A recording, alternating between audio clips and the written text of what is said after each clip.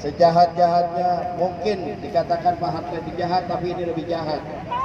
Pak Harto tidak pernah menggusur daripada rakyatnya, betul? Betul.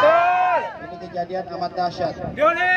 Ya, dengan mengatakan akan ada investasi, tapi rakyatnya dibuat sengsara. Yang seharusnya investasi ini bisa membuat rakyatnya sejahtera, tapi saat ini makin membuat rakyatnya menderita. Investasi pasti larinya akan ke invasi, betul? Ini yang kita khawatirkan. Ya, karena sudah banyak. Kenapa kita khawatir akan terjadi invasi?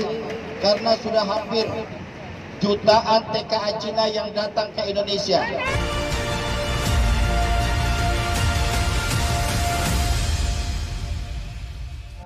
Dan galang atau barela. Ya, ini luar biasa. Baru kali ini ada pemerintah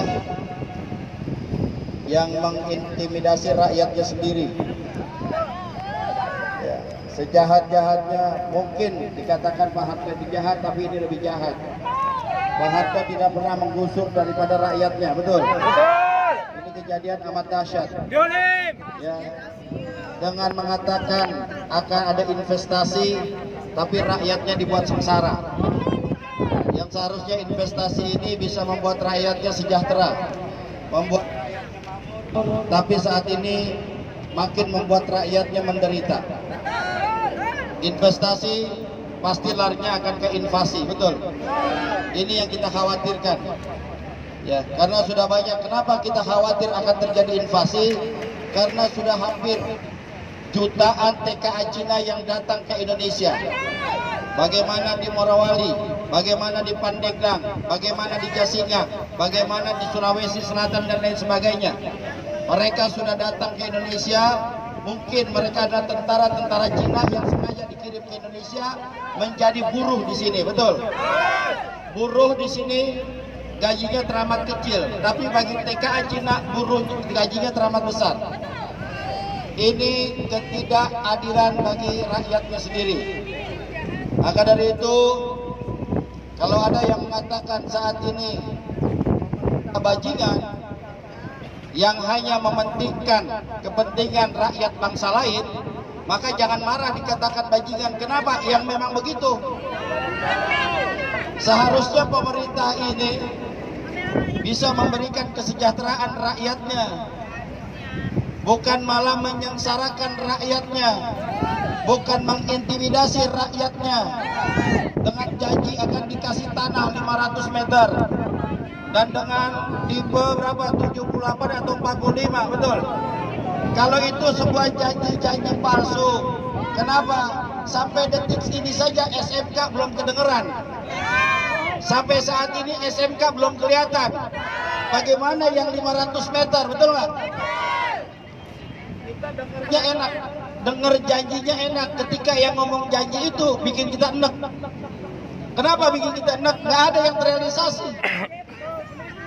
Betul nggak? Betul nggak?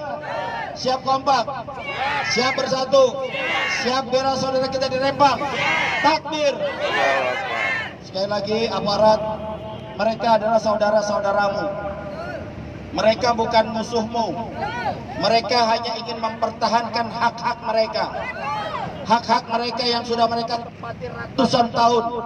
Tiba-tiba dengan alasan investasi mereka kau hancurkan. Tatanan kehidupannya kalian hancurkan. Tatanan dalam bagaimana mereka berkeluarga, berkelompok, bermasyarakat, mereka dilemahkan sedemikian rupa. Ini yang membuat kami miris. Ya, seharusnya sekali lagi pemerintah melindungi hak rakyatnya, bukan melindungi hak rakyat negara lain, bukan melindungi oligarki yang hanya sedikit. Ingat, Rempang adalah suku Melayu, mereka yang sudah mempersiapkan jiwa raganya untuk memerdekakan bangsa dan negara kita, betul?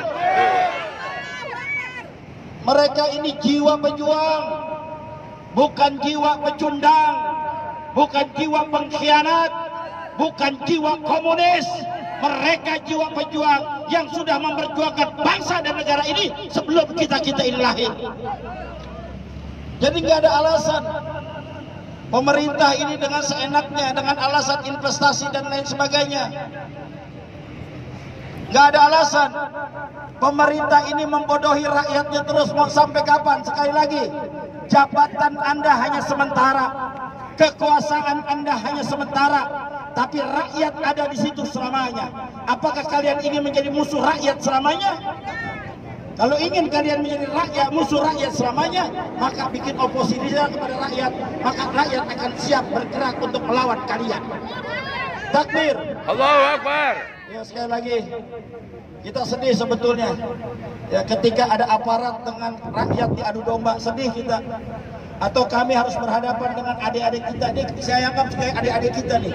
Sedih hati kita. Kenapa? Karena adik-adik kita hanya menjalankan tugasnya. Siapa memberi petugasnya? Siapa yang beri tugasnya? Mereka ya yang bertanggung jawab di yaumil akhir nanti. Ya, sampai seorang presiden menginstruksikan kepada Kapolri, Kapolri menginstruksikan kepada Kapolda, Kapolres untuk bisa mengawal investasi. Kalau ada yang lawan akan dibuldoser oleh LBP. Luar biasa LBP ini. Ini luar biasa. Dia nggak bakal mati kayaknya. Dia merasa nggak bakal mati selamanya hidup. Kita nggak tahu. Kita nggak tahu ajal kapan sampai kepada dirinya. Seolah-olah dia sang kuasa segala-galanya. Kok pemerintah mau dikangkangi oleh seorang LBP? Innalillahi. Apakah rakyat Indonesia tidak ada yang cerdas? Apakah rakyat Indonesia tidak ada yang pintar? Apakah di kabinet tidak ada yang pintar? Sehingga LBP memegang semua kekuasaannya yang bukan menjadi tugasnya, seolah-olah presiden takut terhadap LBP. Betul? Kita cuma bisa berdoa. Mudah-mudahan Allah Subhanahu wa taala memberi kekuatan kepada saudara-saudara kita yang ada di Rempang. Mudah-mudahan Allah Subhanahu wa taala memberikan kesabaran, keistiqomahan kepada saudara-saudara kita yang ada di Rempang.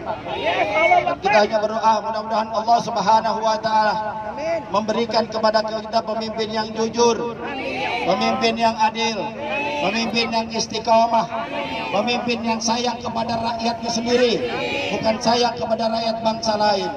Pemimpin hanya takut kepada Allah haqqa tuqatih, bukan takut atas